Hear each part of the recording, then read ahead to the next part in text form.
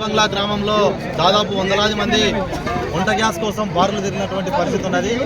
అయితే జిల్లా కలెక్టర్ గారు ఎక్కడ కూడా వంట గ్యాస్ సమస్య లేదు, అన్ని గ్రామాల్లో కూడా వంట గ్యాస్ అందుబాటులో ఇచ్చామని కలెక్టర్ గారు చెప్తా ఉన్నారు. అయితే ఇక్కడ చూసినటువంటి పరిస్థితి గ్రామాల ప్రజలు వంట గ్యాస్ కోసం తీవ్ర ఇబ్బందులు ఎదుర్కొంటా ఉన్నారు. దాదాపు నెల రోజుల క్రితం బుక్ చేసినటువంటి వంట గ్యాస్ ఇప్పటికి కూడా రాలేదంటే ఈ ప్రభుత్వంలో ఉన్నటువంటి అధికారులు ఏ విధంగా ఉన్నారో అర్థమవుతా ఉంది. జిల్లా కలెక్టర్ గారు ఖచ్చితంగా వంట గ్యాస్ను పక్కదారి పట్టించకుండా, మాఫియా జరగకుండా, లేకపోతే వంట గ్యాసు గ్రామ ప్రజలకు అందే విధంగా చర్యలు తీసుకోవాల్సిన అవసరం ఉంది.